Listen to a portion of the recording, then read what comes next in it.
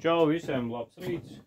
Šodien man ir uzdevums attiecīgi uz šo sagatavot sienu, jau pieskrūvēt šīs tas plāksnes. Atkārtošos, šis materiāls ir otrreiz vai kādu 10 reizi lietojams, bet tas ir budžeta variants, bet to budžeta variantu nedrīkst pielaist tā, lai viss tas būtu nederīgs, jo šeit galvenais uzsvers ir uz siltināšanu.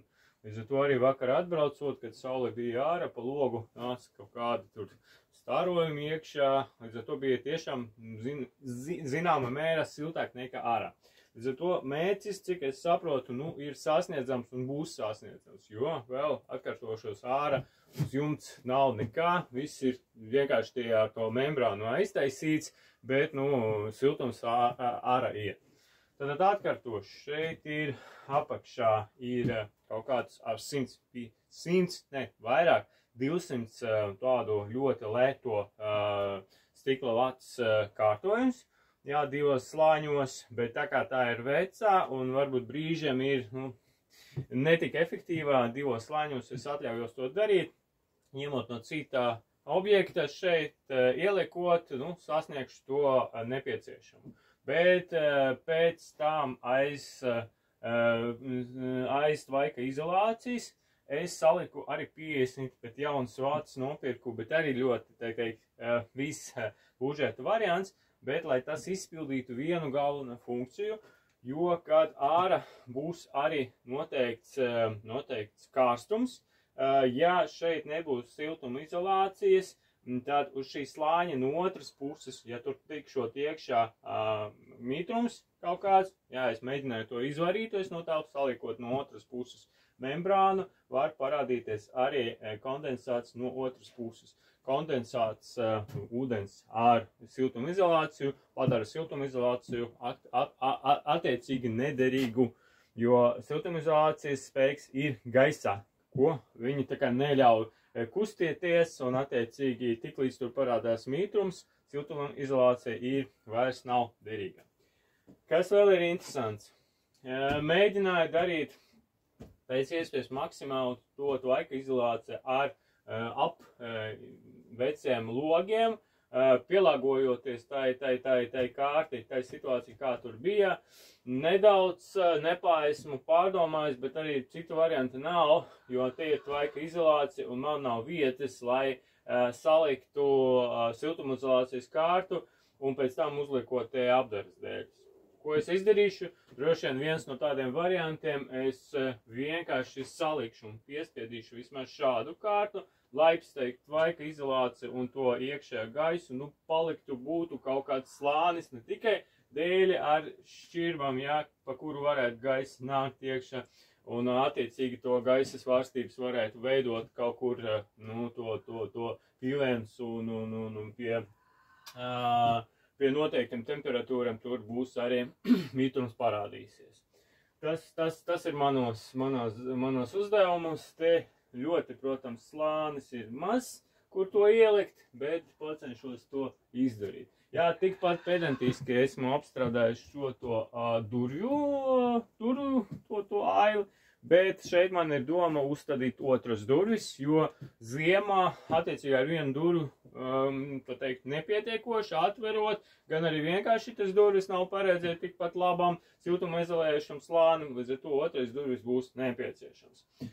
Kas te ir, attiecīgi diegā funkcija ir vairāk tāda, kad es montēšu visu to sienu, lai kāda brīdi vienkārši tas nenokristu, tas arī tas pats. Pēc tam, kad būs piespiedzis tas apdares materiāls, attiecīgi siltumizolācija nekur nepārzudīs.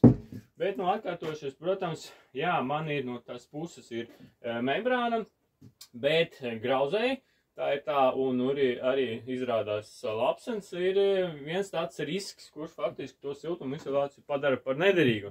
Līdz ar to es izdarīju visu maksimāli no iekšpuses, no āras arī padomāšu visas tās vietas, kur potenciāli var tas grauzējs ienākt, salikšu kaut kādas ristītas maziņas, lai tas arī pasargātu. Jo, prakse rāda, ja tā konstrukcija ir nu, tā teikt, pieļauj iespēju kādam dzīvnieciņam nākt iekšā. Šī siltumizolācija ir, nu, kā laba māja un arī siltina viņu māju. Jā, līdz ar to tas ir svarīgi par to domāt un svarīgi vienmēr turēt prātā. Kas būtu vēl? Nu, kā parasti, jā, man šajā gadījumā sanāca to darīt pa sienām, līdz ar to es vienmēr atstāju vietiņu, lai to kontrabri šotku likt iekšā, brūsu likt iekšā un attiecīgi padomāšu turpat arī.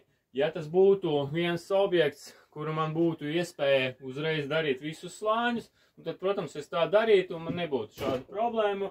Un viens slānis, otrs slānis, trešais slānis un būtu tā. Te man ir vienmēr jātur prātā, kur būs vietas, kur ielikt brūsu, kur būs vietas, lai saliktu nākamos dēļus.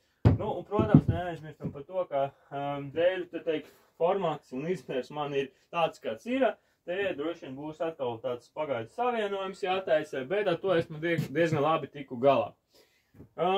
Principā viss ir gatavs, lai likt dēļus viens pēc otrā, pēc tam savienot nākamo slāni, nu un šodien pēc iespējas ātrāk pabeigt šo sienu, jo man jāpariet pie nākamas sienas un pēc tam būs vissmagākais ir griezt. Ar grieztiem droši vien man nebūs tik veiksmīgi, ka būs iespēja paņemt veco materiālu un salikt divu aspektu dēļ.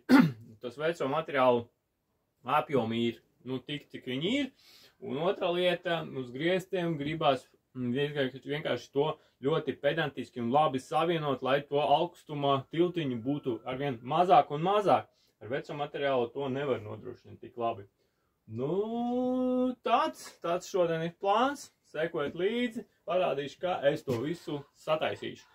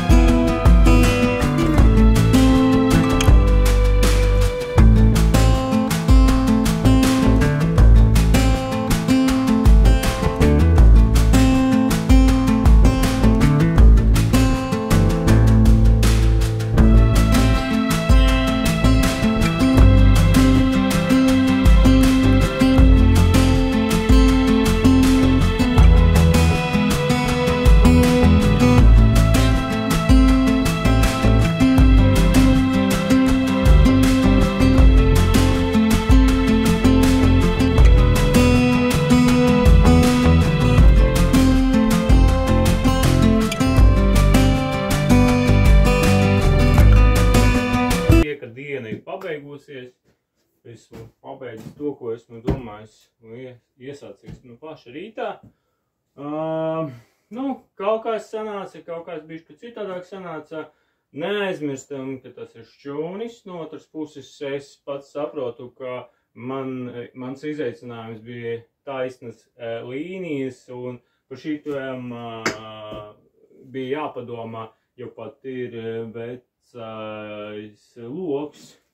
Visu pārēju arī jāpadoma bija iepriekš. Ja? Tas pats arī ar to durvju kārbu. Viņa nav tik simetriska, tik pareiza, kā domādams bija, bet nu nekas. Pabeidzu, siena vismaz ir taisnā un tieši geometriski tā, kā bija paredzēts. Nu tagad ir, un jā, bija jāsaka to arī vietu. Nākamai pēdējai sienai, kura es siltināšu burtiski, nu, cerams tā kā, cerams rīt, jo arī no tiem pašiem materiāliem, ko es ņemšu no cita objekta, likšu šeit iekšā un pacenšos to izdarīt rīt. Un attiecīgi mans izaicinājums to pašu iespējami robežas pabeigt, un tad palikšot grieztikas, tieši tā. Nu, šeit es strādāju bez apkurs, ja, bez apkurs pietiekoši, ja, es teikšu tā, silts, ārā ir, nezinu, cik tur plus 5, ja, tā kā līdz ar to siltināšana kā tāda, nu, spēj nodrošināt tā, kā, nu, siltums no manis, no darbā aprīkojuma, nu, paliek tepat telpās, vēl griezti. Nu, tad mēs, nu, man sanāks, nu, cerams, to pasīvu ēku uzbūvēt. Nu, tad sekot līdzi, un tas galvenais jautājums, vai sanāks, vai nesanāks. Nu, protams, atceramies šķūnis, un te būs vīstiņas. Nu, un siltums no tām mazām būtniņiem, cerams, būs pietiekoši, lai šo to ēku sasildinātu, nu, un vismaz nodrošināt to minimālu.